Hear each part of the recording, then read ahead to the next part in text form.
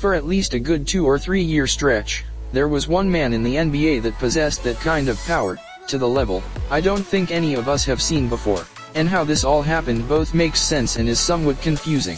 All for a person I've never even seen a smile, has the wildest laugh you'll ever hear, and found his way to a lead role on an aging dynasty, improbably. When I think about guys in the history of the NBA who've possessed a great deal of power, I think of Magic and Bird, Michael Jordan, LeBron, maybe Allen Iverson, and especially Kobe Bryant. And it makes sense, too. All those guys I just mentioned were lottery picks and were handed the expectations of changing the entire fortunes of an NBA franchise from day one. Let's get deep into this, but before going straight to the content, here is the brand new information on the channel is that 3 lucky winners will get a chance to win PS5. Only you have to comment your views on this great player of the NBA in the comment section below. Let's start today's topic. Allen Iverson was drafted by an 18-win Philadelphia 76ers team. Magic Johnson was drafted by a middling Los Angeles Lakers team with 47 wins. Larry Bird was drafted by a 32-win Boston Celtics team. And LeBron was drafted by a 17-win Cleveland Cavaliers team. Just to name a few. And the guy with an unorthodox laugh was drafted 15th overall to a Spurs team that won 4 NBA titles in 7 years. I think you might have at least an idea of exactly where I am going with this. It is so rare for a player to get drafted by one of the best franchises in the NBA, to then turn into a superstar caliber player just a few seasons later. Just think about it for a second. How many players can you recall that became superstars in just their first few seasons in the NBA after being drafted by, forget even a dynasty, just a good to the really good team? If we think of today's superstar players, LeBron, Steph, KD, Giannis, Luka, Morant, name them, all of them were drafted by really bad to average teams at best. And you might be thinking to yourself, of course, they were drafted by bad teams, they were lottery picks for a reason. They were good before even stepping foot into the NBA. Guys, that's my point. Kawhi Leonard's path to superstardom is, by all accounts, the most different and outstanding path to superstardom that I could think of.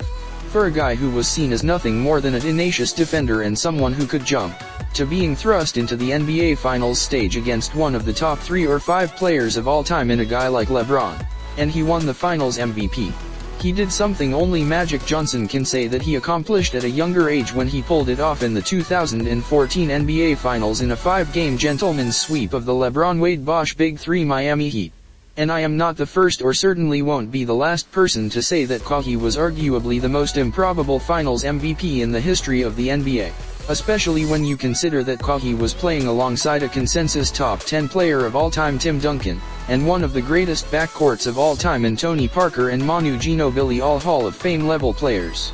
He got the Finals MVP award for supposedly giving LeBron a tough time throughout the entire series.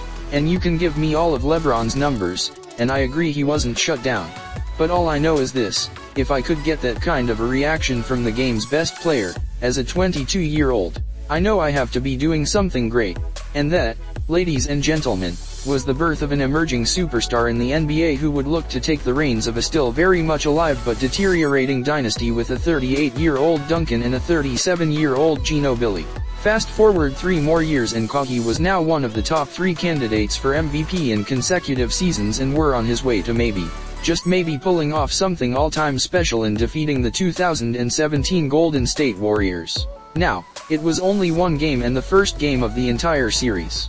But are they dominating the Warriors like that? On their home floor? That was convincing. But of course, thanks to a guy I would rather not mention around here, Kawhi landed awkwardly and hurt himself. That was it. Goodbye, San Antonio. But hold on. Kawhi was injured and sat out even though the San Antonio medical staff cleared him to return to action multiple times. But Kawhi wasn't at all convinced that he was 100% healed and ready to go. So, he didn't play. And that positioned Tony Parker to come out and say, "I've been through it. It was a rehab for me for 8 months. Same kind of injury as Kawhi, but mine was 100 times worse. But the same kind of injury, yeah. That pretty much burned the bridge between Kawhi and the Spurs." Kawhi requested a trade from the Spurs in 2018 and put the Lakers as his preferred destination. But the Spurs decided to ship him to Canada and the Toronto Raptors. And this move officially started a whole new reign for Kawhi in the NBA. In the 2018-19 season, Kawhi Leonard missed a whopping 22 games, not to injury but the new age of load management. What's even crazier is that the Raptors management was willing to let Kawhi sit out as many games as he needed off just to keep him happy and avoid another situation like what happened a year earlier in San Antonio. The Raptors sent their franchise player away for Kawhi Leonard with an expiring contract, and put all their marbles in Kawhi's basket just so he would stay on the Raptors past this season. And in all fairness to Toronto, they very much did everything they could to give Kawhi all the power one man on a team of 12 could ever have. But teams knew, namely the LA Clippers, that he would ditch Toronto for Los Angeles in the following summer. So, they did everything they could to maximize their chances of getting Kawhi not just when free agency was getting ready to start up, but months and months in advance. Bruce Bowen, a Spurs lifer and former television analyst for the LA Clippers until 2018. Do you want to know why the Clippers abruptly fired him? It was basically, "We don't view your views the same way, and because of your comments of Kawhi Leonard, we are choosing to go a separate way." And what exactly were Bowen's comments about Kawhi that got him fired? "You were protected in San Antonio. I think there's nothing but excuses going on. First, it was, well, I was misdiagnosed. Look here, you got $18 million this year, and you think that they're trying to rush you? You didn't play for the most part a full season this year. And you're the go-to guy, the franchise, and you want to say that they didn't have your best interest at heart? Are you kidding me?" Kawhi, who was on the Raptors at the time of that quote. The Clippers fired him so there wouldn't be anything that would rub Kawhi the wrong way about the Clippers. These guys knew they had the best shot at getting Kawhi. Man, if only someone bowed down to me as the Clippers did to Kawhi. When free agency hit in 2019, Kawhi was, of course, the prize of the free agent pool. But the way he finessed his free agency that year and deserves some kind of award or recognition. I mean, this dude is straight savage. Never have I seen one man hold two NBA franchises hostage the way Kawhi did 3 years ago. Both the Clippers and the Lakers were ready to bow down and honor any and every request to lure Kawhi to them. Kawhi, of course, chose to go to the Clippers. And it felt like the Lakers were left for dead even though they already landed Anthony Davis in trade and of course already had LeBron. In the feeling that Kawhi would choose the purple and gold, the Lakers held off going after some pieces that would have helped them strengthen the depth of their roster so they could offer Kawhi the max. And that's when many people speculated that Kawhi had this planned all along so that the Lakers wouldn't go at any more talent while the Clippers stood firm and added any nice piece to the mix. And to make matters even more tormenting for the Lakers, as we now know, Kawhi was working behind the scenes the entire time with Paul George to get him to force his way out of OKC via trade.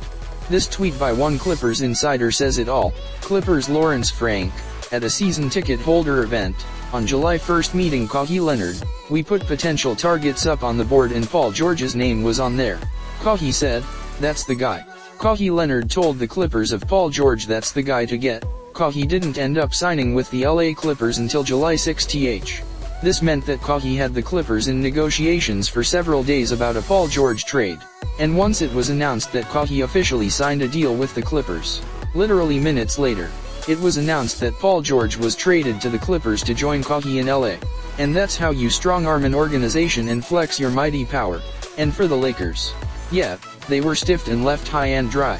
Though they did get the last laugh that season and came out as NBA champions. But to this day, I still cannot believe this turn of events for such an even-keeled and close-to-the-vest superstar like Kawhi. None of us could have ever guessed the type of guy Kawhi is internally and what his demands bring for an NBA franchise. He's won a couple of finals MVPs and won the Raptors their first championship in franchise history, which is deserving of VIP treatment in the league in power.